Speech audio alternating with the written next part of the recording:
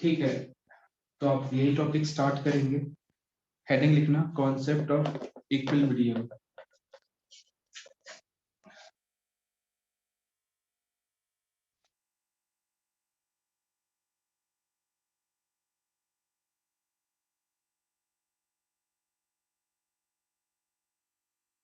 Concept of equilibrium. देखना ये क्या है कॉन्सेप्ट, ध्यान से समझेंगे, बहुत इंपॉर्टेंट है ना। तो फुल अटेंशन अपने को देना है, कंप्लीट अटेंशन, ठीक है।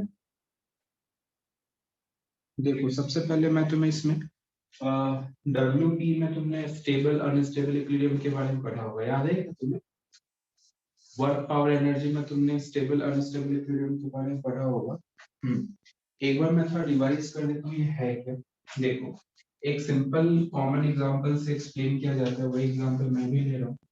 एक मान लो बाउल है और बाउल में मैंने एक सिंपल बॉल एक प्लेस कर दिया इस तरीके से, है ना। यहाँ पे हम इस तरीके से प्लेस कर दे रहे हैं, तो थर्ड कंडीशन यहाँ पे प्लेस कर दिया होगा। हाँ बिल्कुल सही बात। देखो देखो सिंपल समझ लो, जब इस बॉल को हमने एक्स डायरेक्शन में डिस्प्लेस करा है, तो जैसे मैं इसे डिस्प्लेस यहाँ पे करके रिलीज करूंगा, तो ये बॉल वापस अपने मेन पोजीशन पे या वापस अपने इनिशियल पोजीशन पे वापस आ जाएगा, राइट। बट सेकेंड कंडीशन में वापस नहीं आएगा, थर्ड कंडीशन में से कोई मतलब रहेगा ही नहीं। तो देखो फर्स्ट कंडीशन को यदि मैं समझूं, तो मुझे ये समझ में आता है कि यहाँ पे एक रिस्टोरिंग फोर्स, जैसे मैंने इसे इधर डिस्प्लेस करा, तो मुझे यहाँ दिख रहा है कि एक रिस्टोरिंग फोर्स है जो डिस्प्लेसमेंट के जस्ट अपोजिट है, जो इसे खींच के लाता है। पहली बात तो इक्विलिब्रियम के लिए सबसे पहला पॉइंट जो हमें बताया जाता है कि हाँ इक्विलिब्रियम के लिए क्या कहना होता है कि net force equal to zero, है ना, या तो du by dx equals to, एक ही बात है। एक ही बात कैसे है, क्योंकि तुम्हें याद होगा f बराबर पढ़ाया गया था अपने को minus of du by dx। अब जब f जीरो है तो du by dx भी जीरो होगा, तो बात तो एक ही है। तो सबसे फर्स्ट पॉइंट ये कि force on this ball should be equal to zero for equilibrium, सबसे फर्स्ट पॉइंट। अब फोर्स जीरो है तो डेफिनेटली इसमें भी फोर्स जीरो है, इसमें भी फोर्स जीरो है, इसमें भी फोर्स जीरो है। तो अब हम कैसे पहचानेंगे कौन सा इक्विलिब्रियम स्टेबल है, कौन सा अनस्टेबल है, कौन सा न्यूट्रल है? तो सिंपल समझते हैं, जब हमने एक्स डिस्प्लेस कर दिया और बॉल वापस अपने मेन पोजीशन को, वापस अपने इनिशियल पोजीशन को वापस आ जाता है, उस इक्विलिब्रियम को हम कहते हैं स्टेबल इक्विलिब्रियम। स्टेबल इक्विलिब्रियम, और इसके लिए तुम्हें याद होगा पोटेंशियल एनर्जी कितनी होती है, मिनिमम, सबसे लोएस्ट पोटेंशियल एनर्जी इसमें मेंटेन होता है।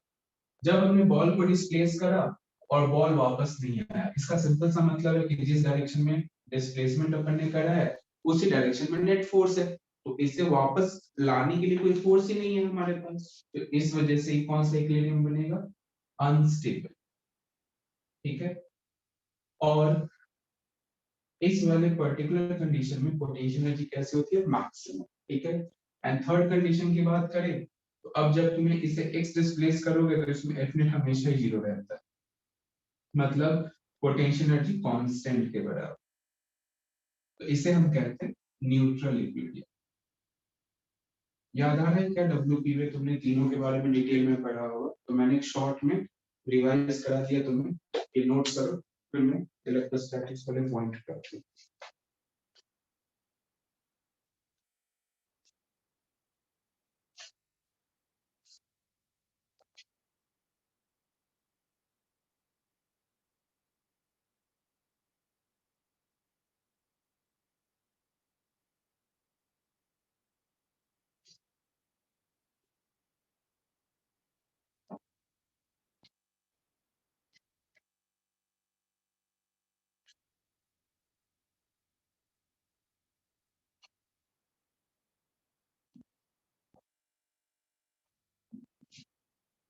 नोट कर लेना तो डन का मैसेज करना।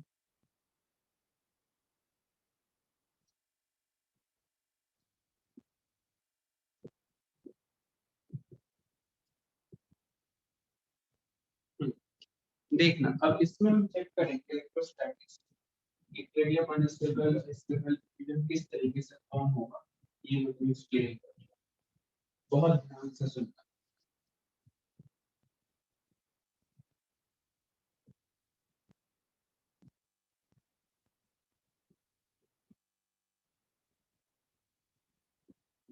देखो बहुत ध्यान से समझना, एक एक्सिस है ये, ठीक है, ये है वाई एक्सिस। एक पॉजिटिव चार्ज को मैंने -a, 0 पे प्लेस किया हुआ है, एक सेम पॉजिटिव चार्ज को a, 0 पे प्लेस किया हुआ है, इस पे चार्ज है q, इस पे भी चार्ज है q।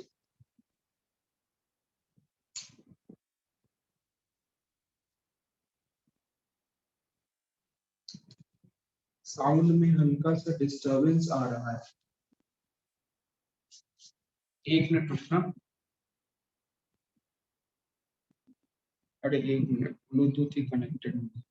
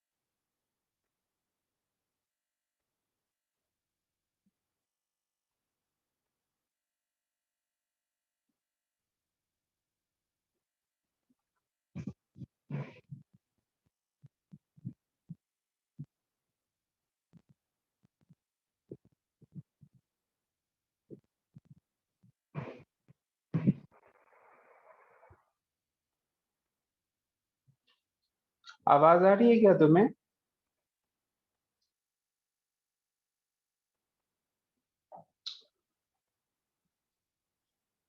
आवाज आ रही है ना क्लियर? हाँ ठीक है। ठीक है ठीक है। हाँ देखना, मैं कह रहा हूँ कि एक पॉजिटिव चार्ज अपन ने -a, 0 पे प्लेस किया था और एक a, 0 पे प्लेस किया हुआ है, ठीक है। अब मैं क्या कर रहा हूँ कि बहुत ध्यान से सुनना है, बहुत ही ध्यान से।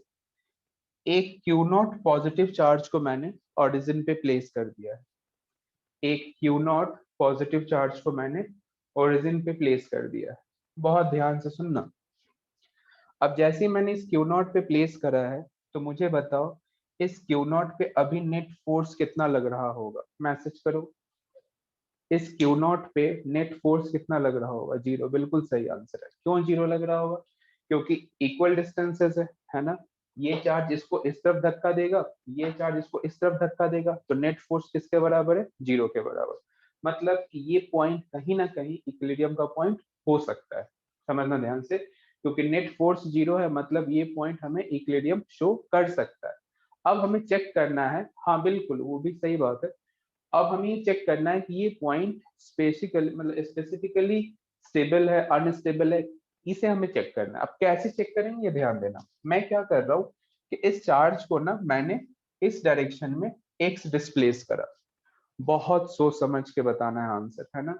मानो इस चार्ज को मैं फर्स्ट कहता हूँ और इस चार्ज को सेकंड कहता हूँ, तो मुझे बताओ force due to charge one and force due to charge second, किसकी वजह से फोर्स का मैग्नीट्यूड ज्यादा होगा? वन की वजह से या टू की वजह से? वन ये है और टू ये है, बताओ तो वन की वजह से ज्यादा होगा या टू की वजह से ज्यादा होगा? बहुत ही बढ़िया, टू की वजह से ज्यादा होगा। क्यों ज्यादा होगा? क्योंकि ये डिस्टेंस कम हो जाएगी और डिस्टेंस कम होने का मतलब फोर्स इंक्रीज होने हो जाना, राइट। मतलब ये जो चार्ज पार्टिकल है, इस चार्ज पार्टिकल पे क्या एफ नेट डिस्प्लेसमेंट के अपोजिट लग रहा है क्या? देखो, एफ नेट डिस्प्लेसमेंट का अपोजिट लग रहा है, क्योंकि F2 का मैग्नीट्यूड ज्यादा होगा। तो सिंपल समझ में आता है कि इस चार्ज पार्टिकल को एक धक्का मिला है, धक्का मतलब इस तरफ का पुश मिला है, और ये धक्का क्या कर रहा है, इसे फिर से ओरिजिन की तरफ शिफ्ट करा रहा है। कहने का मतलब कि जब मैंने इसे इस तरफ डिस्प्लेस करा तो फिर से वापस आ जा रहा है ना। अब सिमिलरली इसे मैं इधर डिस्प्लेस करूंगा तो सोच के देखो, अब फोर्स ड्यू टू चार्ज 1 बढ़ेगा, मतलब इधर धक्का मिल रहा है। कहने का मतलब जब हमने ओरिजिन पे पॉजिटिव चार्ज रखा है तो हमें कौन सा इक्विलिब्रियम मिल रहा है, स्टेबल।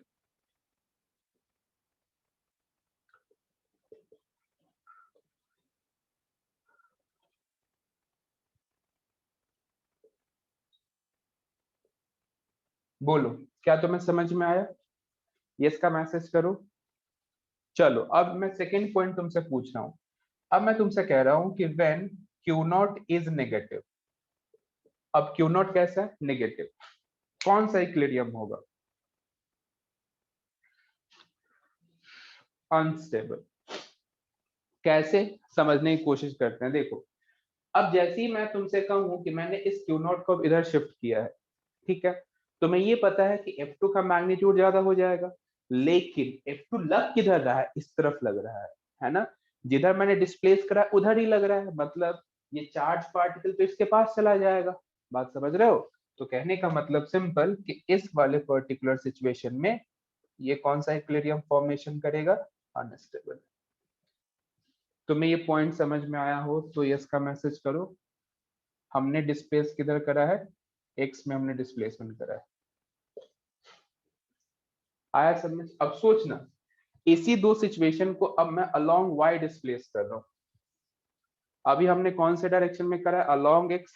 अब मैं कौन से डायरेक्शन में कर रहा हूं, अलोंग वाई डायरेक्शन में मैं डिस्प्लेस कर रहा हूं। सोच के देखना, है ना।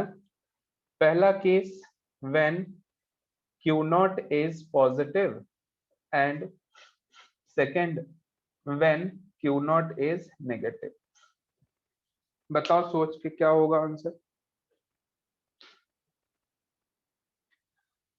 अभी मैंने x में डिस्प्लेस करा है, अब मैं तुमसे कह रहा हूं कि तुम y में डिस्प्लेस करके बताओ, और y में डिस्प्लेस करने के बाद तुम मुझे बताओ कि कौन सा इक्विलिब्रियम स्टेबल होगा, कौन सा। हम्म देखो, न्यूट्रल तो होगा ही नहीं, पहली बात मैं एक्सप्लेन कर रहा हूँ, देखना y के लिए। एक काम करो, पहले पहले केस 1 नोट कर लो, है ना। केस 1 पहले नोट करो, तो फिर मैं केस 2 एक्सप्लेन करूंगा। पहले तुम इतना नोट करो, फिर मैं लॉन्ग y एक्सप्लेन करता हूँ। हाँ बिल्कुल सही, बिल्कुल सही, बिल्कुल सही, मैक्सिमम का सही आंसर आ रहा है। पहले केस 1 पहले नोट कर लो, फिर मैं केस 2 बताऊंगा। बहुत ही बढ़िया।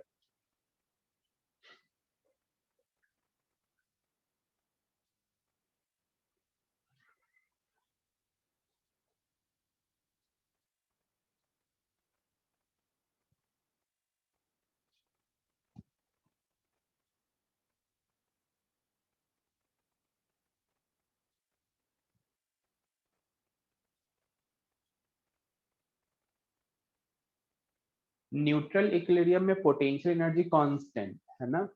न्यूट्रल इक्विलिब्रियम में पोटेंशियल एनर्जी कांस्टेंट, जिसकी वजह से एफ तो जीरो ही होगा। हाँ बिल्कुल सही बोल रहे हो, इसका आंसर इंटरचेंज हो जाएगा, बिल्कुल सही आंसर है। हाँ बिल्कुल, न्यूट्रल इक्विलिब्रियम में डबल डिफरेंशिएशन जीरो लिख सकते हो, कोई दिक्कत नहीं।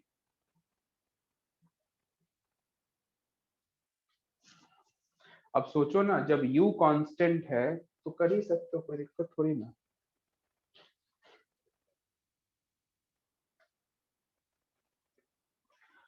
केस 1 नोट कर लिए हो तो इसका मैसेज करो, फिर मैं केस 2 तुम्हें एक्सप्लेन करता हूँ। हम्म ठीक है, ध्यान से देखना। अब मैं अलोंग वाई डिस्प्लेस कर रहा हूँ, सोचना बहुत ध्यान से।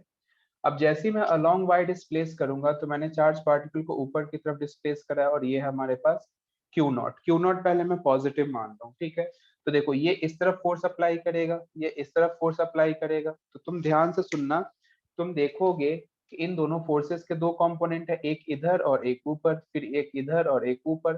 तो देखो, ये तो कैंसिल हो गया, लेकिन ये सम होके ऊपर ही दे रहा है हमें एफ नेट। मतलब जिधर हमने डिस्प्लेस करा उधर ही मेरा एफ नेट है। कहने का मतलब कि जब Q पॉजिटिव है तो हमें कौन सा इक्विलिब्रियम मिलने वाला है, अनस्टेबल। आया समझ? आया समझ? एंड सिमिलरली इसका जस्ट रिवर्स सोच सकते हो। अब जब ये नेगेटिव होगा तो फोर्स इधर लगेगा, फोर्स इधर लगेगा, है ना। तो नेट फोर्स किधर हो जाएगा, नीचे। हमारा डिस्प्लेसमेंट है ऊपर और फोर्स है किधर, नीचे। तो जब क्यू नॉट नेगेटिव होगा तो कौन सा इक्विलिब्रियम फॉर्म करेगा, स्टेबल। एक बार फील करो, वापस समझाइए। ओके, देखो फिर से देखना, मैं क्यू नॉट पॉजिटिव ले रहा हूँ, क्यू नॉट पॉजिटिव, तो ये किधर धक्का देगा, इस तरफ, है ना, क्योंकि ये भी पॉजिटिव ये भी पॉजिटिव, ये पॉजिटिव ये भी पॉजिटिव, तो इधर धक्का देगा। तो दोनों के लिए डायरेक्शन क्या है, सेम, मतलब direction same in the sense magnitude same है। तो इसके दो कंपोनेंट्स बनेंगे, एक इधर और एक इधर। सिमिलरली इसके भी एक इधर और एक इधर, तो ये तो कैंसिल हो जाएगा, सिर्फ इधर का कंपोनेंट ऐड ऑन होगा। तो ऐड ऑन होकर नेट फोर्स मुझे किधर मिल रहा है, ऊपर की तरफ। हमने डिस्प्लेसमेंट किधर करा था, ऊपर की तरफ। तो ये इक्विलिब्रियम कैसा है, अनस्टेबल। हाँ, बढ़िया। तो तुम्हें कॉन्सेप्ट समझ आ गया हो, स्टेबल अनस्टेबल इक्विलिब्रियम है क्या। तो एक बार मुझे यस का मैसेज करो। अब हम इस पे क्वेश्चन फ्रेम करेंगे, है ना। सही है। अब हम इस पे क्वेश्चन फ्रेम करने वाले हैं। चलो मिटा रहा हूं मैं, है ना।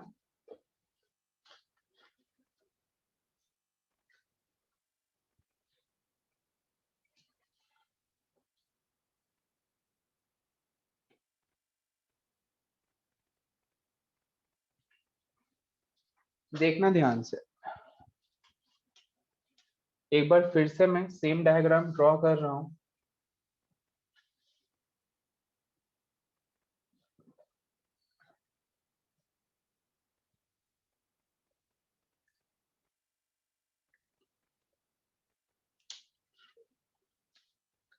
देखो इधर चार्ज है Q -a,0, इधर चार्ज Q a,0, और यहाँ पे कोई एक small q point charge place करा हुआ है 0,0 पे, ठीक है।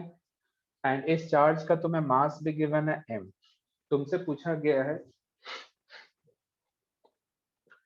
Find time period of mass m charge q for small displacement x very less than a along x axis। Question समझ में आया क्या। अब इतना तो हमें समझ में है कि जब हम इसे x डायरेक्शन में डिस्प्लेस कर रहे थे तो हमारा इक्विलिब्रियम कैसा बन रहा है, स्टेबल। तो यहाँ ये भी समझ में आता है कि स्टेबल इक्विलिब्रियम तो हो सकता है कि एसएचएम का कॉन्सेप्ट आ जाए, बिल्कुल सही। अब यदि एसएचएम का कॉन्सेप्ट आता है तो तुम्हें ये भी देखना होगा, यदि एसएचएम है तो a directly proportional to -x, तो जो प्रोपोर्शन के अंदर कांस्टेंट है उसको हम ओमेगा स्क्वायर के बराबर लिखते हैं। फिर उसके हेल्प से हम टाइम पीरियड का फॉर्मूला फाइंड आउट करते हैं, याद होगा, है ना। तो अब हम ये वाला पार्ट सॉल्व करेंगे। हमने डिस्प्लेस किधर करा है, अलोंग एक्स, हमें टाइम पीरियड चाहिए फॉर स्मॉल डिस्प्लेसमेंट, क्वेश्चन में गिवन है। देखना सॉल्व करता हूं मैं, कैसे अप्रोच लेंगे, एक एक पॉइंट ध्यान से सुनना है, बहुत ध्यान से। y एक्सिस में Q नॉट, y एक्सिस में -Q नॉट स्टेबल होगा, बिल्कुल बिल्कुल सही सोच रहे हो, लास्ट केस के लिए, हाँ बिल्कुल सही। चलो अब हम इसके लिए सॉल्व करते हैं, ध्यान से देखना, ठीक है। देखो मैं क्या कर रहा हूं कि इसे ना x डिस्प्लेस कर दे रहा हूं इधर, ठीक है।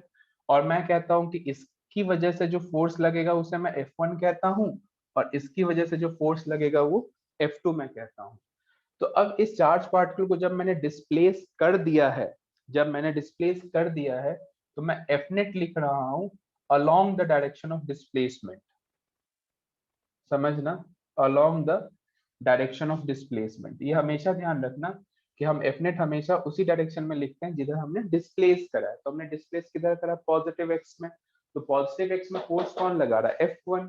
तो जो मेरा एफ नेट होगा वो बेसिकली किसके बराबर होगा, F1 माइनस F2 के बराबर होगा। सिंपल, समझ में आता है। देखना, तो एफ नेट में क्या लिख सकता हूँ, सिंपल, F1 की जगह क्या लिखोगे, के q q upon a plus x का होल स्क्वायर, और इधर के q q upon a minus x का होल स्क्वायर, यही तो लिखोगे। अब इसी एक्सप्रेशन को हमें सॉल्व करना है, तो जो कांस्टेंट है उसे हम बाहर निकालेंगे, और सिंपल आएगा a प्लस एक्स का whole square minus a minus x का होल स्क्वायर। करते हैं ओपन, तो यहाँ आएगा के क्यू क्यू, देखना यहाँ पे सिंपल लिख सकता हूँ a माइनस एक्स का whole square minus a plus x का whole square divide by a plus x का होल स्क्वायर और a माइनस एक्स का होल स्क्वायर ब्रैकेट क्लोज। ध्यान से देखना, अब मैं कुछ स्टेप डायरेक्ट लिखूंगा। a माइनस एक्स का होल स्क्वायर क्या होगा, सभी ध्यान से देखना, कोई लिखने का काम अभी नहीं कर रहा होगा, पहले एक बार सीख लो, है ना। a माइनस एक्स का होल स्क्वायर क्या लिखोगे, a square plus x square minus 2ax, ये लिखोगे। a प्लस एक्स का होल स्क्वायर क्या लिखोगे, a square plus x square plus 2ax। देखना बीच में एक माइनस साइन है, तो क्या ए स्क्वायर और एक्स स्क्वायर कैंसिल हो जाएगा क्या, तो क्या ऊपर सिर्फ इतना बचेगा 4ax, बताओ क्या ऊपर इसे सॉल्व करके ओपन करके सिर्फ 4ax बचेगा, है ना। अच्छा, a प्लस एक्स और a माइनस एक्स को ध्यान से देखो, हमें क्वेश्चन में क्लियरली मेंशन है कि जो x है वो वेरी लेस देन है किससे, a से। तो क्या मैं a प्लस एक्स को a के बराबर लिख सकता हूँ और a माइनस एक्स को भी मैं a के बराबर लिख सकता हूँ, ठीक है। तो ये सिंपल सॉल्व करके यहाँ से a4 आ जाएगा, सही है। और k q q जो मल्टीप्लाई है वो एज इट इज रहेगा, इसे कैंसिल हुआ, यहाँ पे 3 का टर्म आएगा। अब ध्यान से देखना, तो मैं एफनेट यदि लिखना चाहूँ तो इसी को मैं अच्छे से अरेंज करता हूँ, के क्यू क्यू अपॉन ए क्यू, है ना, ए क्यू, और यहाँ पे आ जाएगा माइनस एक्स। अच्छा, क्या मैं फोर्स को मास इंटू एक्सेलरेशन के बराबर लिख सकता हूँ, बिल्कुल लिख सकते हैं। अब इसको मैं आगे इधर सॉल्व कर रहा हूँ, तो एक्सेलरेशन किसके बराबर आएगा, -4 q upon m a q into x के। तो ये जो टर्म है, क्या इसी को मैं ओमेगा स्क्वायर कह सकता हूँ क्या, है ना। तो मैं डायरेक्ट यदि टाइम पीरियड लिखना चाहूँ तो 2 pi under root m a q divide by 4k q q. तो ये मेरा टाइम पीरियड का फॉर्मूला आ गया। ध्यान रखना ये जो ए नॉट है ये मेरा एक्सेलरेशन वाला है, और ये जो ए है ये मेरा डिस्टेंस वाला है। क्या तुम्हें आइडिया लगा।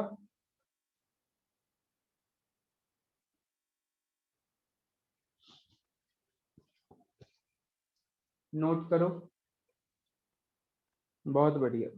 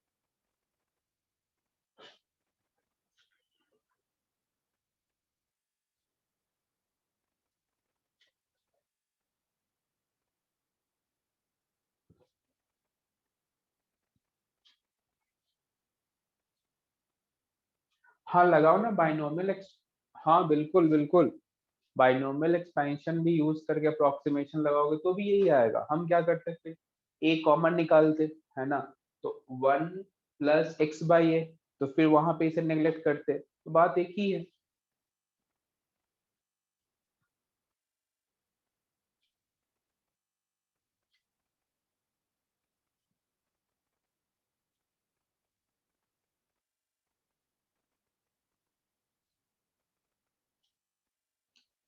यही तुम्हें बाइनोमियल एक्सपेंशन लगाना है तो तुम डायरेक्ट यहीं से लगा सकते हो, है ना।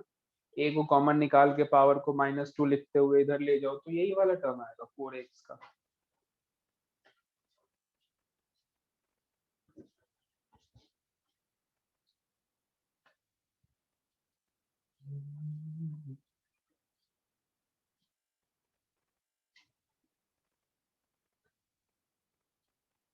नोट कर लिए हो तो डन का मैसेज करो, फिर नेक्स्ट देखेंगे।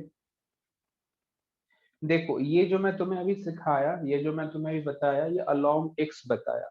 अब मैं अलोंग वाई देखूंगा कि क्या कुछ चेंजेस है, क्या हो सकता है। ये मैंने तुम्हें अलोंग एक्स बताया है। अब इसका सेकंड सिचुएशन अपन डिस्कस करेंगे, ध्यान से देखना।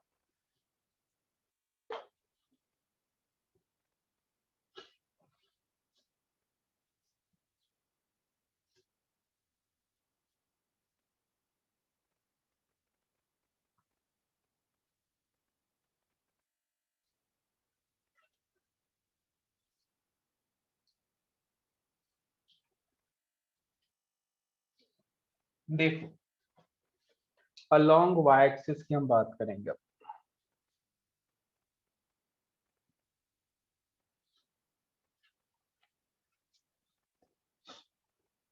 ध्यान से देखना, अभी मैंने तुम्हें अलोंग एक्स में डिस्प्लेसमेंट दिखाया, अब मैं अलोंग वाई डिस्प्लेस करूंगा।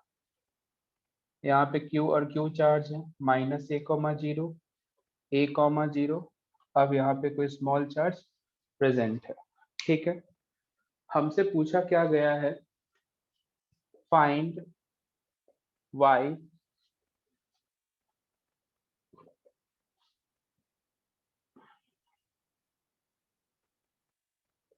so that force on Q will be maximum due to other two charges।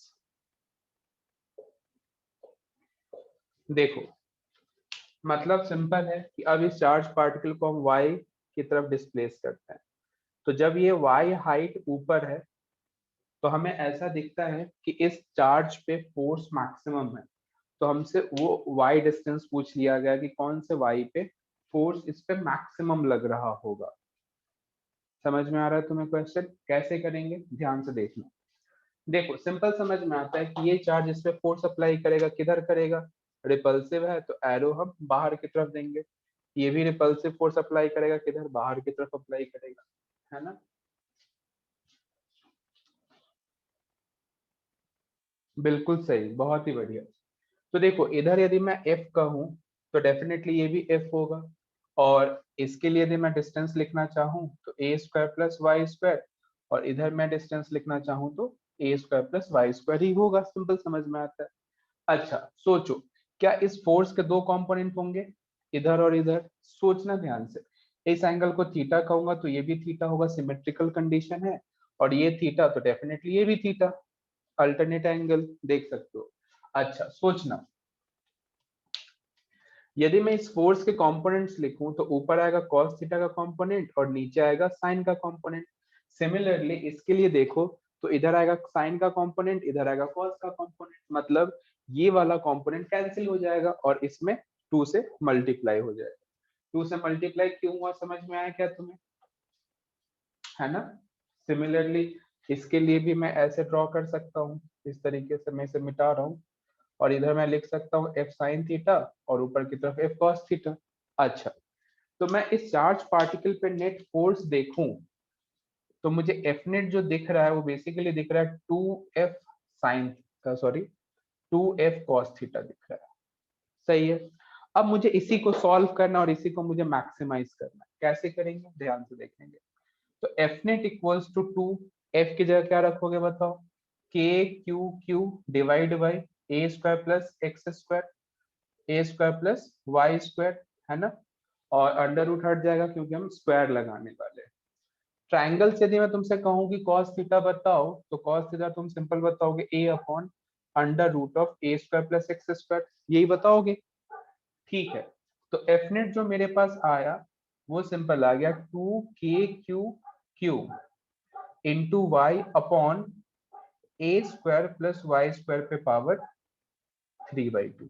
अब मुझे इस फंक्शन को मैक्सिमाइज करना है और हमें ये पता लगाना है कि y के किस वैल्यू के लिए ये जो एक्सप्रेशन है ये मैक्सिमम वैल्यू हमें देता है। क्या करना है, जब भी हमें मैक्सिमाइज मिनिमाइज करने को बोला जाए तो सबसे पहला माइंड में जो टर्म आता है कि आप y के रिस्पेक्ट में डिफरेंशिएट करके जीरो कर लो, और वहां से जो y आएगा वो हमारा आंसर होगा। बिल्कुल सही। देखो ध्यान से, अब मैं इसका डिफरेंशिएशन करने वाला हूँ। पहले मैं इसका डिफरेंशिएशन करूँ तब तक तुम इतना नोट करो, है ना। और इसका डिफरेंशिएशन बहुत ध्यान से देखना, जिसे आता है उसे तो अच्छी बात है, और जिसे नहीं आता इसका डिफरेंशिएशन वो बहुत ध्यान से देखना। के की जगह वाई आएगा, अरे यार मैं बार बार मिस्टेक कर दे रहा हूँ। सही है।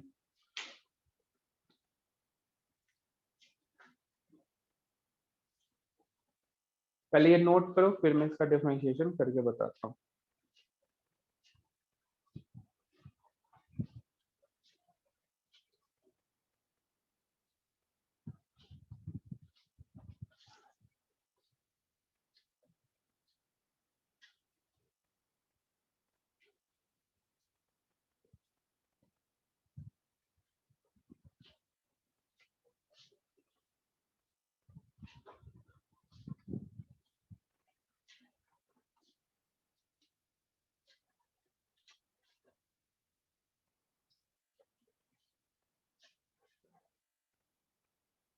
बढ़िया।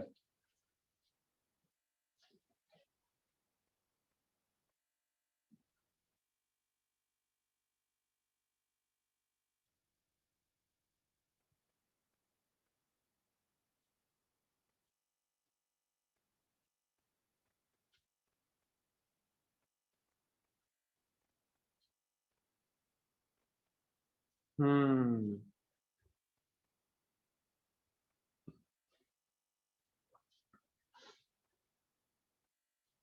चलो ठीक है।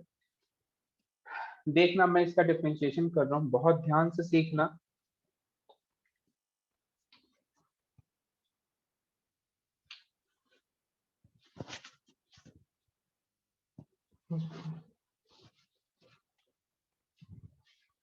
देखो, d f upon d y को मैं जीरो के बराबर करने वाला हूँ। क्या लिखेंगे? डी ऑफ टू के q Q Y upon a square plus y square पे पावर 3/2 डी वाई। इसे हम जीरो के बराबर करने वाले हैं, यही तो लिखोगे। देखो ध्यान से, है ना। अब यहाँ पे हम क्वोशिएंट रूल या डिवीजन रूल अप्लाई करेंगे। कैसे अप्लाई करेंगे, ध्यान से देखना, बहुत ध्यान से देखना है। देखो, नीचे वाला फंक्शन ऊपर मल्टीप्लाई में जाएगा, तो ए स्क्वायर प्लस वाई स्क्वायर पे पावर 3/2 आ गया मल्टीप्लाई में। हम डिफरेंशिएशन इसका करेंगे। देखो, 2k ये कांस्टेंट हमेशा रहने वाला है, दोनों में रहेगा, तो मैं पहले इसे बाहर निकाल लेता हूँ। सही है, ठीक है। देखना, अब हमें क्या लिखना होगा, dy बाई डी वाई। सही है। फिर माइनस का साइन, y बाहर रहेगा और a square plus y square पे पावर 3/2 का हमें डिफरेंशिएशन करना होगा। और अपॉन में क्या आएगा, अपॉन में आएगा a square plus y square पे पावर 3/2 पे स्क्वायर।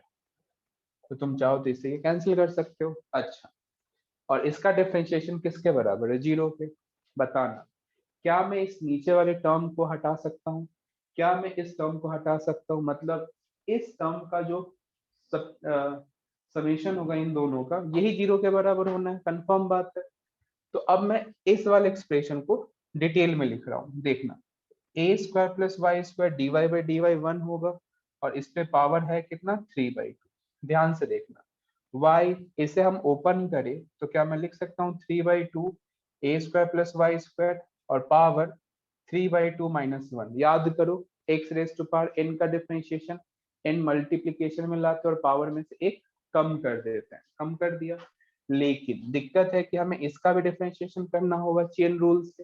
तो हम क्या करेंगे, d of a square plus y square upon d y, ये भी करना होगा हमें।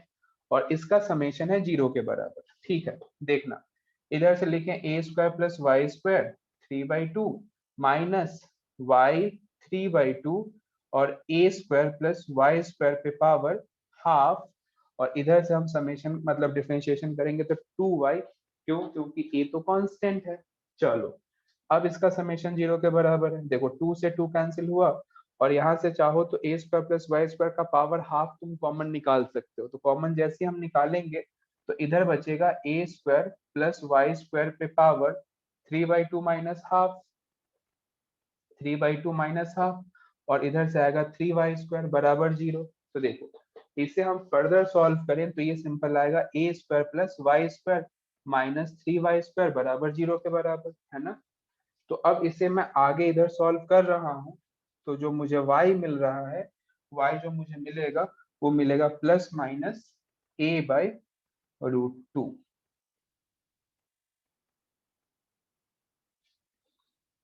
मतलब प्लस माइनस क्यों आया, क्योंकि तुम इस एक्सिस x के ऊपर भी जा सकते हो और नीचे भी जा सकते हो, तो दोनों ही लोकेशन पे तुम्हें मैक्सिमम फोर्स मिलने वाला है।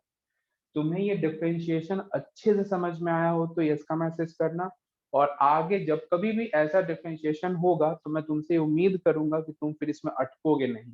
ठीक है, इस कंप्लीट चैप्टर में 4 से 5 बार इस टाइप का डिफरेंशिएशन आएगा, तो मैं अब ये उम्मीद करूंगा तुमसे कि तुम कभी अब डिफरेंशिएशन में अटकोगे नहीं और एक बार में सॉल्व कर लोगे।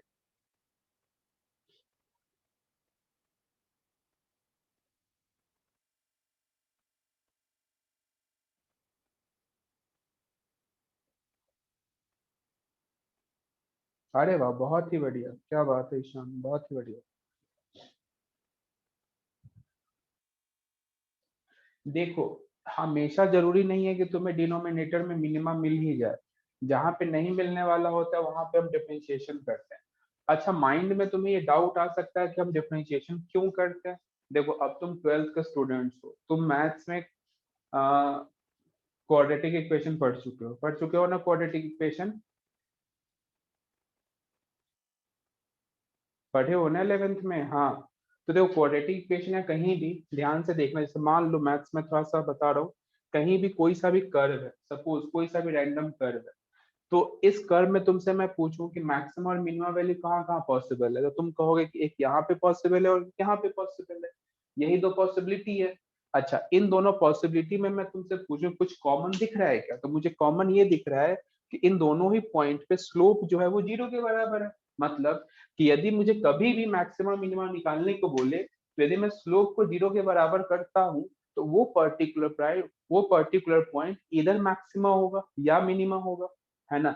लेकिन क्वेश्चन में हमें क्लियरली मेंशन करा हुआ है कि हमें मैक्सिमा सॉल्व करना है, फिर मैक्सिमम फोर्स सॉल्व करना है, मिनिमम फोर्स सॉल्व करना है। तो अल्टीमेटली वो हमसे एक जो मतलब एक जो चांसेस है वो तो ऑलरेडी हटा दिया, उसने हमसे डायरेक्ट मैक्सिमा ही पूछ लिया। मतलब सिंपल है कि जो मैं रिजल्ट सॉल्व करूंगा वो मैक्सिमा ही आएगा। क्या बात समझ रहे हो। तो इसलिए हम डबल डिफरेंशिएशन करके चेक नहीं करेंगे इसका डबल डिफरेंशिएशन ग्रेटर देन 0 है या लेस देन 0 है ना। तो इसलिए हम एक ही बार डिफरेंशिएट करके 0 के बराबर करते हैं और आंसर लिख देते हैं।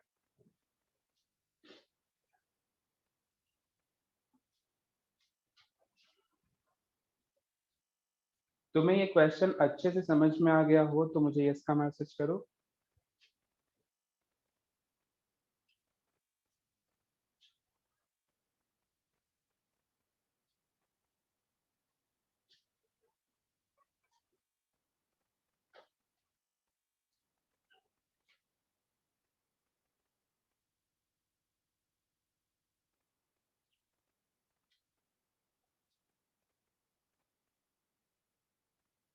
अच्छा, मुझे एक बात बताना, सुपरपोजिशन मेथड में क्या मैंने ट्रंकेटेड टाइप क्वेश्चन बताया था क्या। कोई एक डिस्क है, उसमें से मैंने कुछ पोर्शन निकाला हुआ है, यहाँ पे क्यू चार्ज से पहले फोर्स F1 लग रहा था, बाद में फोर्स F2 लग रहा था, तो F1 F2 का रेशियो। अच्छा नहीं, ठीक है ठीक है, कराता हूँ।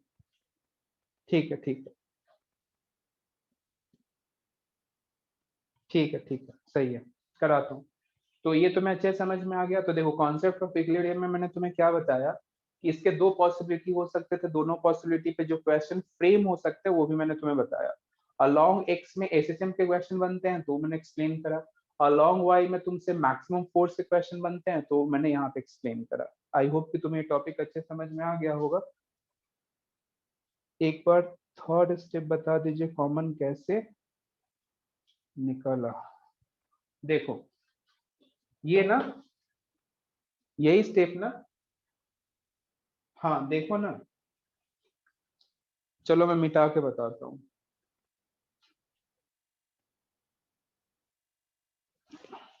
ए यहाँ पे नहीं नहीं नहीं, यहाँ पे ए एम्पलीट्यूड नहीं है, यहाँ पे तो ए सिंपल डिस्प्लेसमेंट है। नहीं नहीं, एम्पलीट्यूड ये नहीं है। देखो, अब मैं तुमसे कह रहा हूं कि तुम ना a square plus y square common निकालो, इसका पावर हाफ कॉमन निकालो। तो कैसे निकालते common, simple, a square plus y square 3/2 minus half हो जाता है क्योंकि हाफ बाहर निकाल रहे हो, फिर यहाँ से 3y स्क्वायर, और ये तो ऑलरेडी बाहर निकल ही गया है, और ये 0 के बराबर, तो मैंने डायरेक्ट ये लिख दिया था, और ये तो ऑलरेडी उधर चला जाएगा ना। आ गया समझ। हम्म।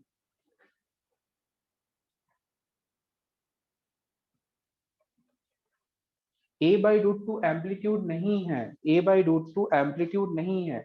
यदि मैं तुम्हें थोड़ा और डिटेल में पढ़ाऊं, देखना मतलब समझने की कोशिश करना, यदि मैं थोड़ा और डिटेल में तुम्हें इसी क्वेश्चन को एक्सप्लेन करूं तो a/√2 है क्या, ध्यान से समझना। देखो थोड़ा मैथमेटिक्स का यूज कर रहा हूं। अपने पास ये सिंपल कोऑर्डिनेट सिस्टम है, यहाँ पे चार्जेस प्रेजेंट थे -a,0 पे, और इधर है +a,0 पे चार्ज। ठीक है, सोचना जब ये चार्ज पार्टिकल यहाँ पे थे तो नेट फोर्स 0 था, जब ये चार्ज पार्टिकल इंफिनिटी पे पहुंच जाए तो भी नेट फोर्स 0 होगा, है ना, क्योंकि अपॉन में r² का टर्म आता है तो r इंफिनिटी तो फोर्स 0। कहने का मतलब इधर भी मिनिमा, इधर भी मिनिमा, इधर भी 0, इधर भी 0, तो इसका जो ग्राफ होगा ना कुछ इस तरीके से फॉर्म होगा, इसका जो ग्राफ होगा ना कुछ ऐसे फॉर्म होगा इस तरीके से।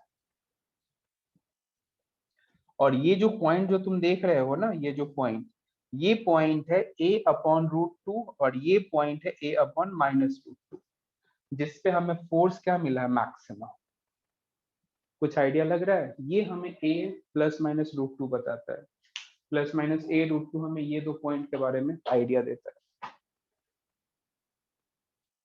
ये भी ग्राफ ड्रॉ कर लो कॉपी में, ग्राफ कॉपी में ड्रॉ कर लो।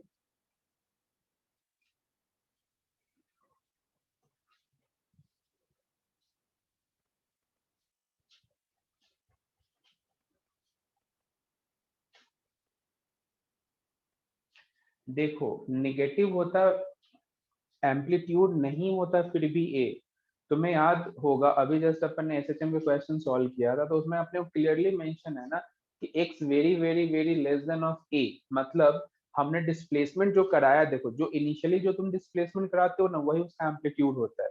तो जो हमने पिछले वाले क्वेश्चन में x डिस्प्लेस कराया था ना वही बेसिकली उसका एम्पलीट्यूड होगा, बट वो कंप्लीट a एम्पलीट्यूड नहीं होगा,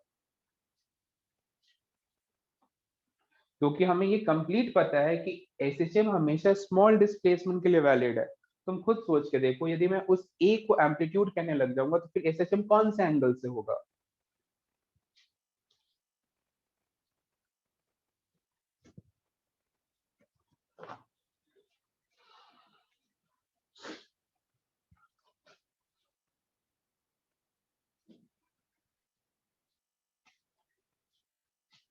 बढ़े आगे क्या, नोट कर लिया हो तो डन का मैसेज करो।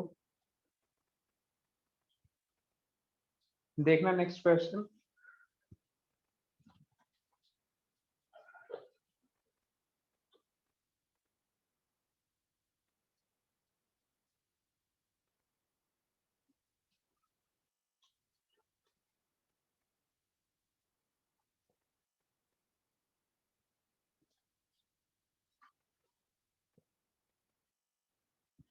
देखो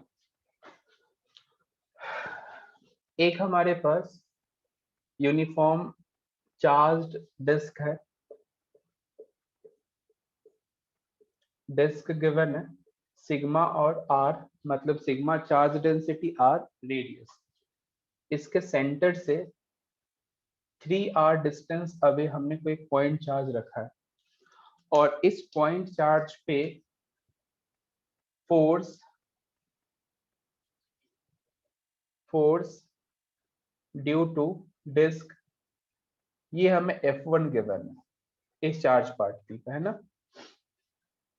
अब क्या किया जाता है, सेम इस डिस्क में से कुछ पोर्शन कट करके बाहर निकाल लिया जाता है। अब सिर्फ इतना सा ही पोर्शन है, इतना हमने बाहर निकाल लिया, तो इसके सेंटर से फिर से 3r डिस्टेंस अवे हमने फिर से पॉइंट चार्ज क्यों रखा हुआ है, बट इस केस में force on Q due to,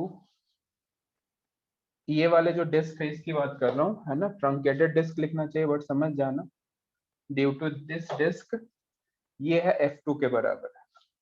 अब हमसे पूछा गया find F1 upon F2, F1 upon F2 का हमसे रेशियो पूछा गया है। यदि हो सकता है तुमने ये क्वेश्चन ग्रेविटेशन में भी सॉल्व किया हो, नहीं किया हो तो फिर यहाँ सॉल्व करो। क्वेश्चन समझ में आ गया होगा, है ना? करो ट्राई।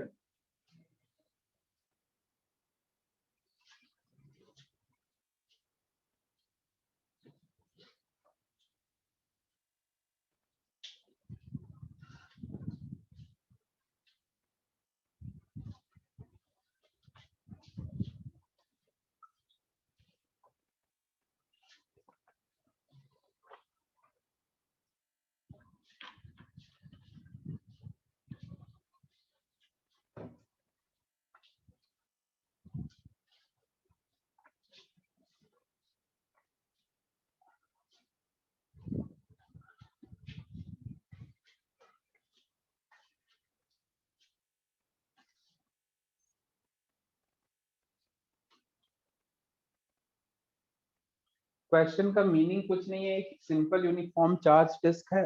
ये चार्ज डिस्क इस क्यूब पे F1 फोर्स अप्लाई कर रहा है। जब इसमें से मैंने कुछ पोर्शन बाहर निकाल लिया, मतलब यहाँ से मैंने कट करा और r/2 रेडियस का मैंने एक डिस्क बाहर निकाल लिया, तो अब यहाँ पे चार्ज है नहीं, अब सिर्फ इतने से एरिया में चार्ज है। तो अब ये जो रिमेनिंग पार्ट ऑफ डिस्क है, ये इस क्यूब पे F2 फोर्स एक्सर्ट कर रहा है। तो हमसे F1 F2 का रेशियो पूछ लिया गया है।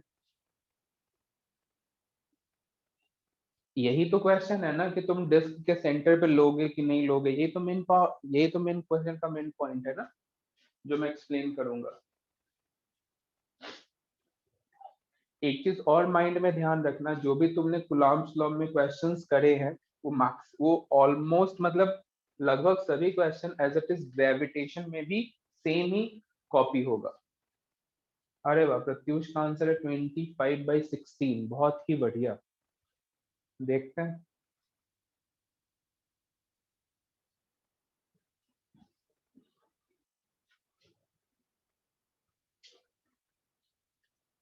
देखो कैसे करेंगे सॉल्व, ध्यान से देखना। पहले मैं इस F1 की बात करूं तो हमें क्या करना होगा कि इस डिस्क पे चार्ज कितना वो सॉल्व करना होगा। तो डिस्क पे चार्ज कितना है, πr² इंटू सिग्मा, है ना? ये तुम्हें पहले बताया गया था। सिग्मा है क्या, चार्ज पर यूनिट एरिया, और इस डिस्क का एरिया क्या लिखोगे, πr²। तो सिंपल चार्ज क्या लिखोगे, πr² इंटू सिग्मा। तो हमें चार्ज पता लग गया, ठीक है। अब हमें क्या करना होगा कि F1 कैलकुलेट करना है। तो F1 में क्या लिखूंगा बताओ, सिंपल के। अब देखो, ये तो एक यूनिफॉर्म डिस्क है, तुम चाहो तो इसके कंप्लीट चार्ज को इसके सेंटर पे मान सकते हो, है ना? सेंटर पे मान सकते हैं हम। तो सेंटर पे हम मानते हैं, तो मैं सिंपल लिखूं के πr² into sigma into Q upon 9r², क्योंकि ये डिस्टेंस है 3r, तो 9² का टर्म बनेगा। तो ये तो मुझे समझ में आ गया कितना इसका फॉर्म होने वाला। r² से r² कैंसिल कर दो, तो यहाँ से आएगा के पाई क्यू सिग्मा अपॉन 9। F1 मुझे पता लग गया, ठीक है, F1। अब मैं बात करूंगा F2 का, ये काफी इंपॉर्टेंट है, ये तुम ध्यान से देखो, देखना।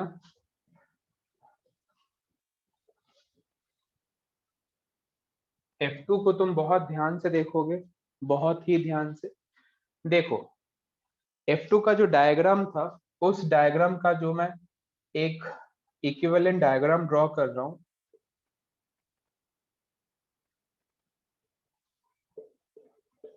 इस डायग्राम में से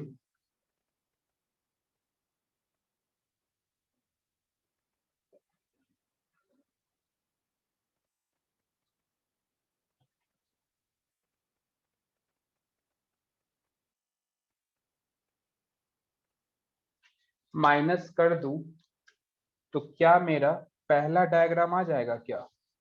सोच के बताना। देखो, इस डायग्राम में से इस डायग्राम को माइनस कर दूं तो क्या पहला डायग्राम आ जाएगा जो हमें F2 सिचुएशन के लिए लेना था?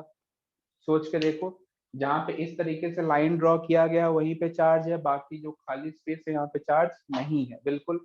अब सोच के देखना बहुत ध्यान से, क्या ये मेरा फोर्स F1 है क्या? बिल्कुल। कितना होगा, तो अपन ने ऑलरेडी सॉल्व किया हुआ है, सॉल्व किया हुआ है। अच्छा, ये कितना होगा ये मुझे सॉल्व करना है।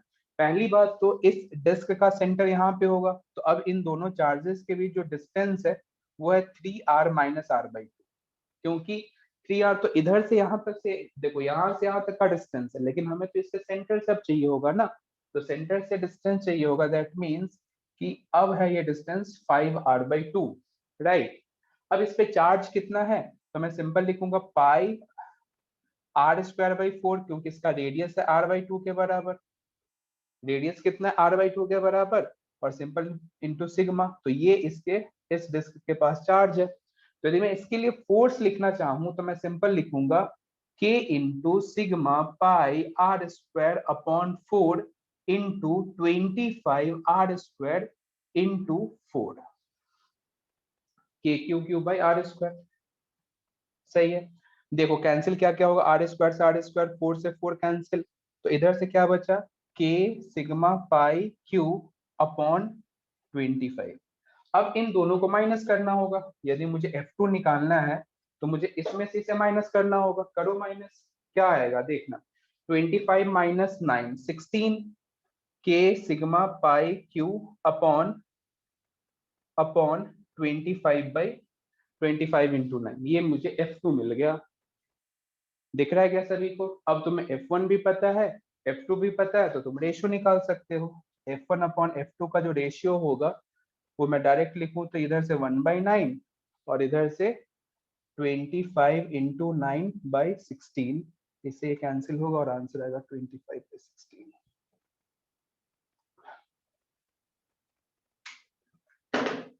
समझ आया हो तो इसका मैसेज करो।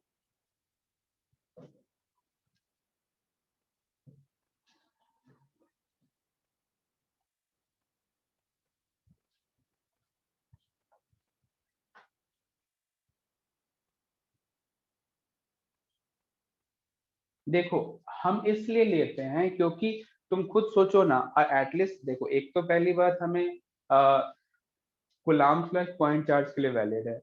अब हम इस डिस्क को एक पॉइंट चार्ज मानते हैं, तुम सोचो एक डिस्क है, डिस्क को मैं कहूँ कि एक पॉइंट मास से रिप्लेस करो, तो उस डिस्क का जो भी मास होगा उसे तुम कहाँ पे प्लेस करोगे, सेंटर पे प्लेस करोगे ना, तो इस वजह से हम सेंटर से डिस्टेंस ले रहे हैं। और ये काम सिर्फ और सिर्फ अपन symmetrical structure like sphere, disc, इसी सब के लिए कर सकते हैं। हम चाहे कि सिलेंडर का सेंटर ऑफ मास लेके और इसके क्यू से सॉल्व करें तो ये गलत हो जाएगा, ठीक है।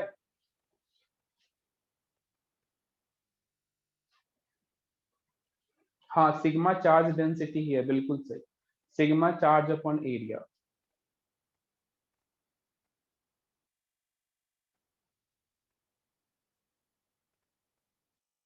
हाँ बिल्कुल सही, बिल्कुल सही। देखो नेगेटिव मास लॉ जो बेसिकली है ना, वो भी एक सुपरपोजिशन का ही मेथड है ना, तो उसी के बेसिस पर अपन सॉल्व कर रहे हैं। देखो मैंने क्या करा कि एक as it is diagram draw करा और इसमें से ऐसे डायग्राम को माइनस कर दिया, तो इस डायग्राम में से ये डायग्राम माइनस करोगे तो क्या पहले वाला डायग्राम आ जाएगा जो हमें क्वेश्चन में पूछा गया था। तो हमें इसके लिए फोर्स तो पता ही है, लिख दिया, और इसके लिए हमने सॉल्व किया कैसे, इस पे हमने टोटल चार्ज पता कर लिया और k³ r² लगा के सॉल्व करा और दोनों को माइनस करा तो F2 आ गया, F1 और F2 का रेशियो सॉल्व कर लिया।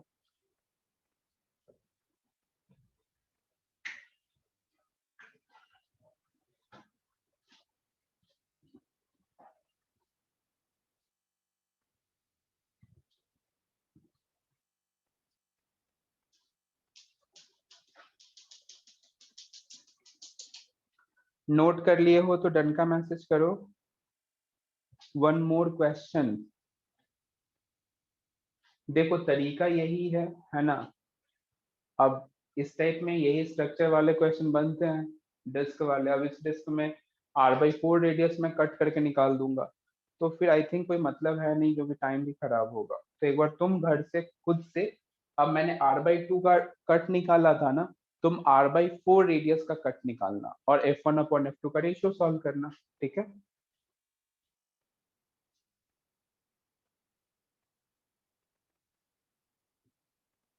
ठीक है ना। चलो अब हम नेक्स्ट टॉपिक स्टार्ट करेंगे। मैंने वेक्टर फॉर्म तो पढ़ा दिया है ना कूलम्ब्स लॉ का। ठीक है। वेक्टर फॉर्म हो गया, सुपरपोजिशन हो गया, वेरिएबल चार्ज पे भी क्वेश्चन करा दिया हुआ है, करा दिया हुआ है ना वेरिएबल चार्ज पे, रॉड वगैरह लेते हुए। हाँ ये भी हो गया, ये भी हो गया। हाँ तो नेक्स्ट डे का होमवर्क है बिगनर बॉक्स 1 कंप्लीट, है ना। Beginner box 1 complete next day का होमवर्क है।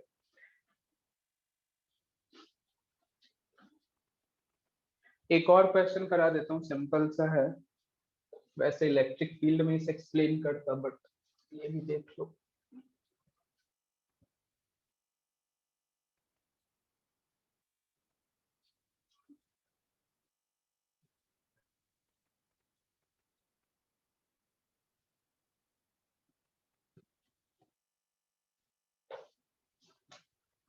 देखो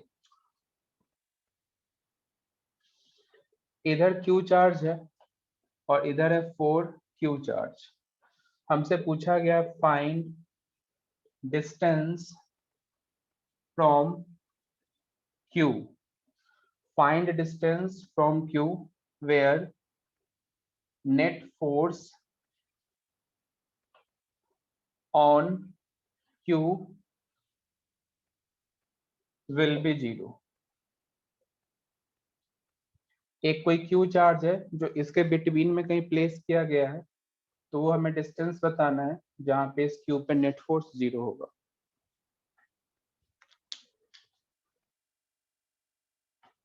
बिल्कुल सही। हाँ आज ही होमवर्क दूंगा एचसीवी से भी।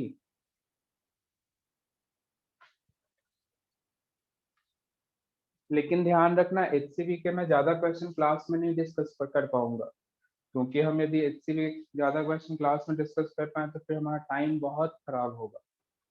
ठीक है, तो एचसीवी के मैं 20% या 10% दोनों के बीच डिस्टेंस एल है।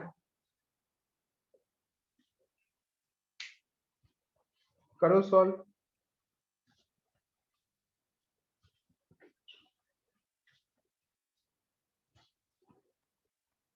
एचसीवी का भी होमवर्क ले ही लो। एचसीवी सॉल्व एग्जाम्पल 1 2 3 4 और एक्सरसाइज 1 से लेके 10 तक। ठीक है, और एचसीवी के जो page number first second and third, first second third कहने का मतलब जो 29 चैप्टर है ना उसका page first second third, page first मतलब एक तरफ से है ना, इसके 3 पेजेस तुम्हें रीड करने हैं। समझे क्या क्या क्या होमवर्क है। एचसीवी का जो फर्स्ट सेकेंड थर्ड एक तरफ से है ना, वन साइड, मतलब दोनों को मिला दिया जाए तो 1.5 पेज है ना।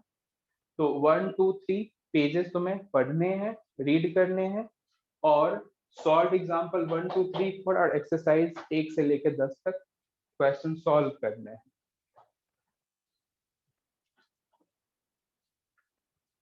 चलो करते हैं सॉल्व। क्वेश्चन में क्लियरली गिवन है net force on q will be 0।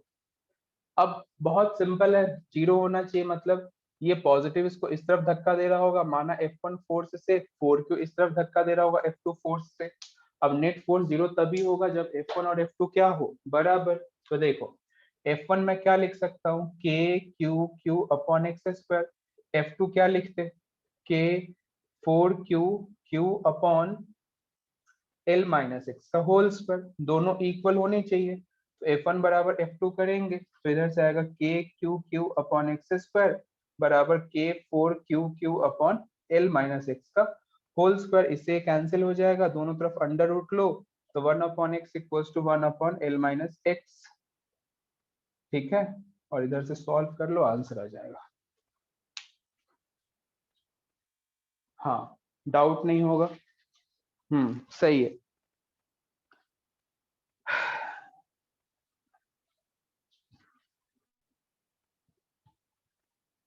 तब नेक्स्ट हेडिंग लिखो इलेक्ट्रिक फील्ड।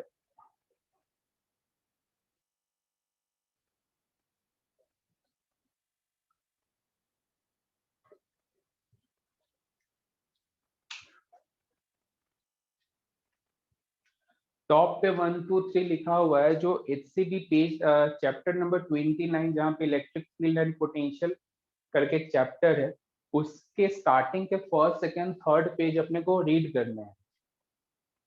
ठीक है, स्टार्टिंग के फर्स्ट सेकंड थर्ड पेज हमें रीड करने हैं।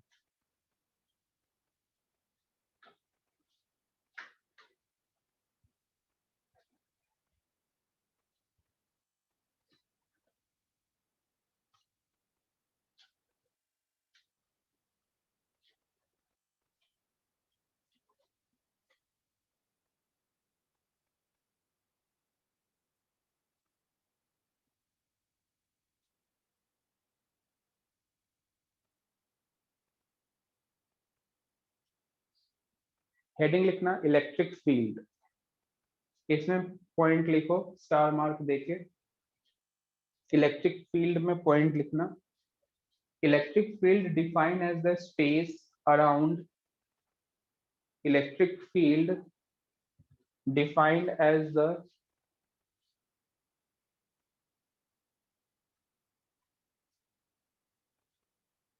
space around a charge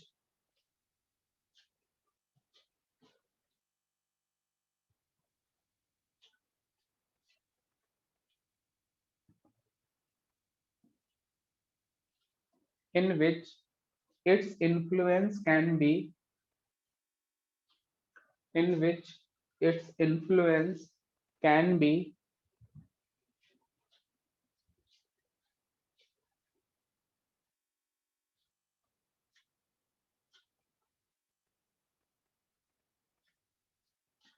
felt by any other charged particle,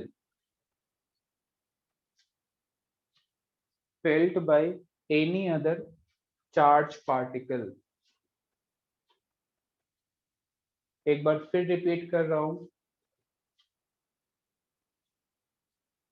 electric field defined as the space around a charge,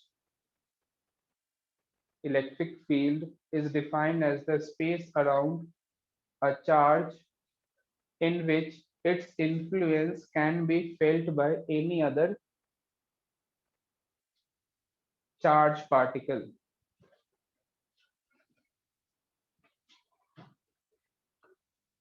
next point star mark देके, next point star mark देके, test charge, test charge bracket में small Q naught, test charge bracket में small Q naught, इसमें लिखना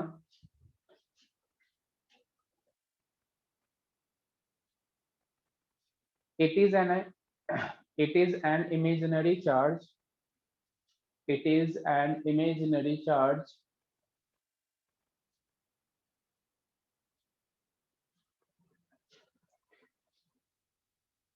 it is an imaginary charge which do not exert force,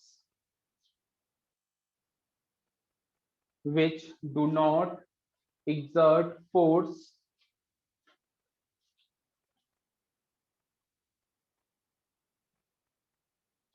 on nearby charged particle, on nearby charged particle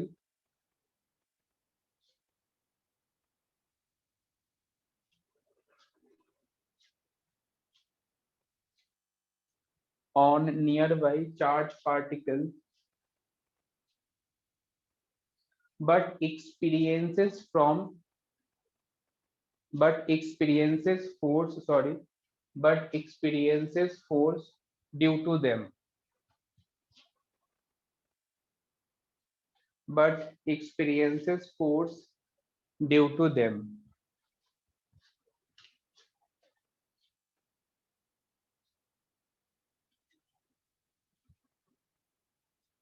note कर लियो तो done का message करो।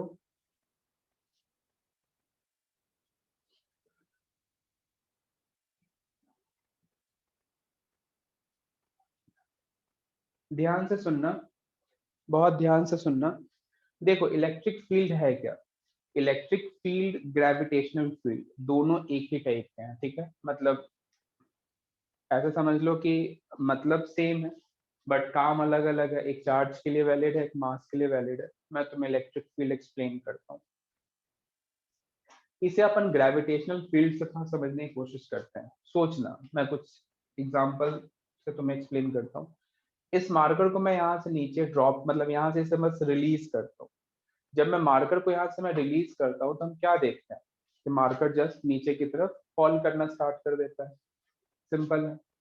अच्छा, अब कुछ कोई ऐसा स्पेस तो होगा जहां पे इस मार्कर को मैं प्लेस करूं, रिलीज करूं तो ये नीचे ना गिरेगा। ऐसा स्पेस तो पॉसिबल है ना इस पूरे यूनिवर्स में, जहां पे इस मार्कर को मैं लेके जाऊं और रिलीज करूं और ये कहीं नहीं गिरेगा। अब सोचो यहाँ पे तो गिर गया और किसी और स्पेस में नहीं गिरा, क्यों नहीं गिरा, इसके बारे में अपन सोचते हैं। तो देखो यहाँ पे यदि मैं जैसे मार्कर को रिलीज कर रहा हूँ तो हमें पता है कि अर्थ जो है वो इस मार्कर पे कॉन्स्टेंटली एक नीचे की तरफ फोर्स अप्लाई कर रहा है। और इस फोर्स को तुम ऐसे फील कर सकते हो कि अर्थ ने अपना एक फील्ड क्रिएट किया हुआ है, अर्थ ने अपना एक माहौल बनाया हुआ है, ऐसे समझते हैं लोकल लैंग्वेज में कि अर्थ अपना एक माहौल बनाया हुआ है, और उस माहौल में हम जैसे जाते हैं तो फिर हम फोर्स फील करने लग जाते हैं। अब स्पेस में अर्थ का माहौल है ही नहीं, अर्थ का फील्ड है ही नहीं वहां पे, इस वजह से इस मार्कर को जब हमने रिलीज करा तो ये वहीं पे टिका रहा। कहने का मतलब कि कोई भी दो चार्ज पार्टिकल, कोई भी दो मास पे फोर्स तभी एग्जर्ट होता है, इस फोर्स का यदि मैं तुम्हें मैकेनिज्म एक्सप्लेन करूं तो इसमें क्या होता है कि एक चार्ज पार्टिकल या एक मास पार्टिकल अपना एक फील्ड क्रिएट करता है। अब उस फील्ड में कोई दूसरा चार्ज पार्टिकल या दूसरा मास पार्टिकल जैसे इन होता है तो उसे फोर्स फील होने लग जाता है। ठीक है, इसको तुम ऐसे समझ सकते हो कि मान लो इस कमरे में मैंने ड्यू स्प्रे कर दिया, कोई परफ्यूम मैंने स्प्रे करा। अब सिंपल, कुछ टाइम बाद तुम देखोगे कि कमरे में ये जो स्प्रे है, मतलब कोई परफ्यूम है, उसका मतलब उसका जो फ्रेग्रेंस है वो फैल जाएगा। ठीक, सिंपल। अब कोई डोर ओपन करके, मान लो बहुत बड़ा हॉल में मैंने ये काम किया है, डोर ओपन करके कोई एक थर्ड पर्सन आता है, वो 10 कदम आगे चलता है तो उसे क्या होगा कि लो इंटेंसिटी का फ्रेग्रेंस समझ में आएगा, लो इंटेंसिटी का। जैसे जैसे वो मेरे पास आएगा उसका जो फ्रेग्रेंस की इंटेंसिटी है वो बढ़ती जाएगी, समझना ध्यान से। और जैसे वो मेरे पास होगा उस टाइम पे फ्रेग्रेंस की इंटेंसिटी पीक पे होगी। सिमिलरली ऐसे ही फील्ड काम करता है, कोई चार्ज पार्टिकल से जितना ज्यादा दूर पे है उतना लो इलेक्ट्रिक फील्ड की इंटेंसिटी होगी, और जैसे जैसे वो पास आएगा उसकी इंटेंसिटी बढ़ते जा रही है। इसको तुम ऐसे भी फील कर सकते हो कि कोई एक टेस्ट चार्ज है, उस टेस्ट चार्ज पे हम फोर्स एक्सपीरियंस कर रहे हैं। अब उस पे जो फोर्स एक्सपीरियंस होगा वो बेसिकली इलेक्ट्रिक फील्ड को ही बताता है, समझना, इलेक्ट्रिक फील्ड को ही बताता है। जैसे सपोज करो यहाँ पे कोई चार्ज पार्टिकल है। हाँ, एक चीज और, इलेक्ट्रिक फील्ड या ग्रेविटेशनल फील्ड दोनों सिंगल मास पार्टिकल या चार्ज पार्टिकल की वजह से क्रिएट होता है। जैसे मैं तुमसे कहूं कि मुझे इलेक्ट्रिक फोर्स लिखना है तो इसके लिए तुम्हें मिनिमम दो चार्ज पार्टिकल रिक्वायर्ड है, लेकिन हमें इलेक्ट्रिक फील्ड लिखनी है तो हम सिर्फ एक चार्ज पार्टिकल के बेसिस पर हम लिख सकते हैं। क्यों? क्योंकि देखो, कोई एक चार्ज पार्टिकल अपना एक स्पेस क्रिएट करता है, उस स्पेस में यदि कोई दूसरा चार्ज पार्टिकल जाता है तो उसे फोर्स फील होगा। यदि दूसरा चार्ज पार्टिकल उस स्पेस में नहीं गया तो उसे फोर्स फील नहीं होगा। इसका ये मतलब नहीं है कि पहले वाला चार्ज ने अपना स्पेस क्रिएट ही नहीं किया था, उसका स्पेस ऑलरेडी क्रिएट है। अब उसमें तुम्हें फोर्स फील करोगे तो तुम्हें उसके फील्ड में जाना होगा। आया बात समझ में? अब जैसे इलेक्ट्रिक फील्ड का जो एरिया है वो इनफाइनाइट तक फैला हुआ है, मतलब यदि हम कोई चार्ज पार्टिकल को इंफिनिटी पे रखे तो वहां पे फोर्स जीरो फील करेगा, बट इंफिनिटी के अलावा हम कहीं भी रखे तो कुछ ना कुछ फोर्स फील करेगा। इसका मतलब इलेक्ट्रिक फील्ड कंप्लीट स्पेस में फैला हुआ है। वो और बात है कि जैसे जैसे हम डिस्टेंस बढ़ाएंगे उसकी इंटेंसिटी बहुत कम होती जाएगी, वो अलग बात है, बट है तो सही। कुछ समझ में आया हो तो ये इसका मैसेज करो।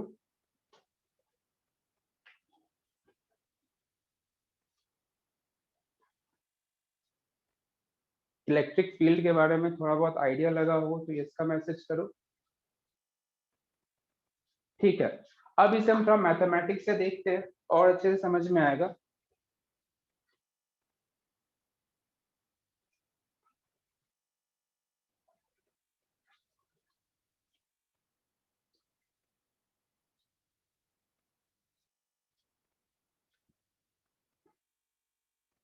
देखना, इलेक्ट्रिक फील्ड को हम कैपिटल ई से रिप्रेजेंट करते हैं, limit q not tending to zero, F upon q not को हम कहते हैं इलेक्ट्रिक फील्ड। अब इसी को तुम चाहो तो ऐसे भी लिख सकते हो, k q q not upon r square into q not, तो इससे कैंसिल होगा। और यहाँ पे एक आर का यूनिट वेक्टर, और इसे तुम लिख सकते हो k Q by are square, और आर का यूनिट वेक्टर। ये बेसिकली इलेक्ट्रिक फील्ड है, इसे नोट करना।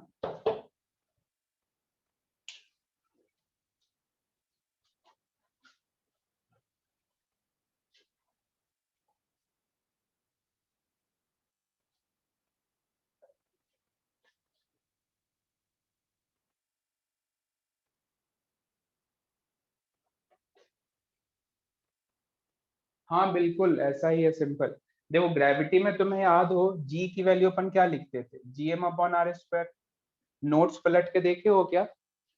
gm/r² अपन लिखते हैं स्मॉल जी की वैल्यू। तो देखो जी के similar Q M similar r²।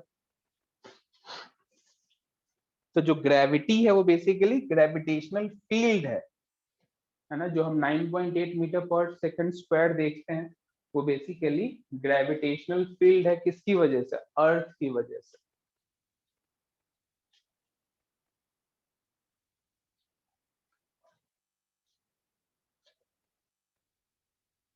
इसके बाद नेक्स्ट स्टार मार्क देके कुछ पॉइंट्स लिख, इसे मैं पॉइंट्स कंटिन्यू करूं। It is a vector quantity, it is a vector quantity, it is a vector quantity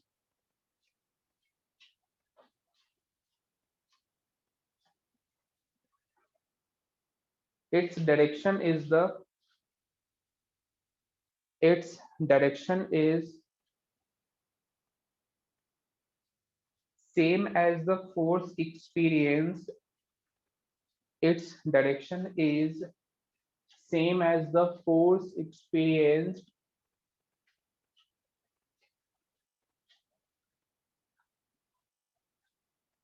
its direction is the same as force experienced by positive charge।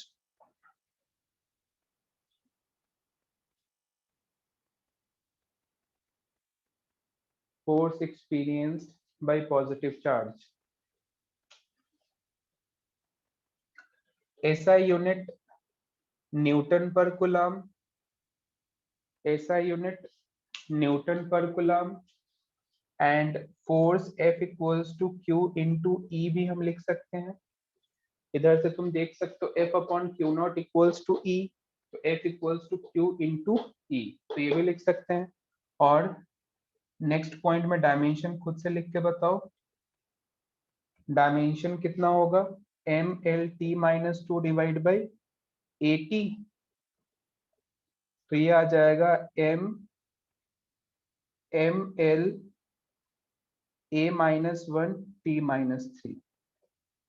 यही आएगा क्या dimension? Check करके बताओ।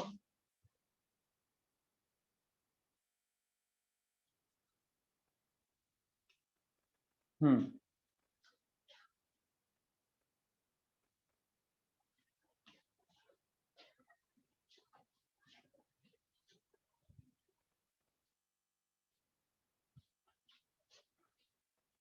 कल का होमवर्क समझ में आ गया ना सभी को? Beginner box 1 complete, HCB question number 1 से 10 तक, सॉल्व एग्जांपल 1 से 4 तक, और स्टार्टिंग के फर्स्ट सेकंड थर्ड पेज को हमें रीड करना है। और जैसा कि तुमने टाइम टेबल में देखा होगा, सैटरडे को अपना 11th रिवीजन की क्लास है, तो उस रिवीजन के लिए तुम्हें क्या करना है, काइनेमेटिक्स जो तुम बिगनर बॉक्स से सॉल्व कर रहे हो उसे कंटिन्यू करो। उसके डाउट्स हम सैटरडे को डिस्कस करेंगे, है ना। जो भी काइनेमेटिक्स से रिलेटेड, वेक्टर से रिलेटेड जो भी तुम्हारे डाउट्स होंगे वो हम सैटरडे को डिस्कस करेंगे। ठीक है, तो इलेक्ट्रिक फील्ड को अपन आगे कल कंटिन्यू करेंगे। आज हम यहीं पे एंड करते हैं। अब इसका मैथमेटिकल फॉर्म आएगा, जैसे electric field due to point charge, electric field due to ring. Unit dimension नहीं है सिलेबस में, सिर्फ वेक्टर एंड काइनेमेटिक्स ही है, तो उसी दो पे अपन फोकस करें मेनली। नहीं, अब करना चाहो यूनिट डायमेंशन तो कर सकते हो ना, कुछ खास तो है नहीं और ज्यादा समय भी नहीं लगेगा। हम्म,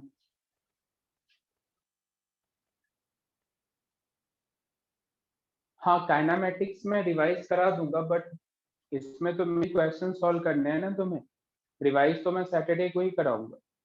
हाँ,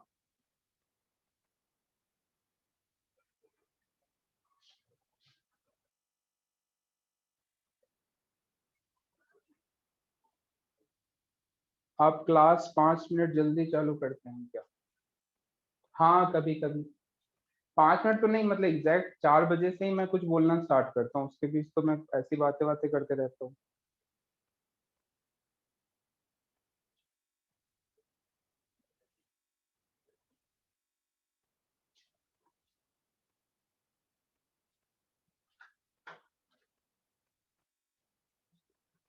चलो ठीक है, फिर मिलते हैं नेक्स्ट क्लास में।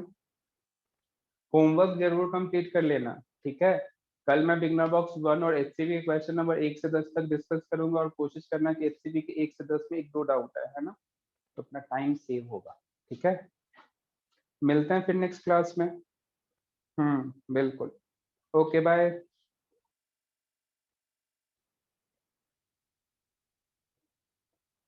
मीटिंग एंड कर रहा हूँ, मिलते हैं नेक्स्ट क्लास में।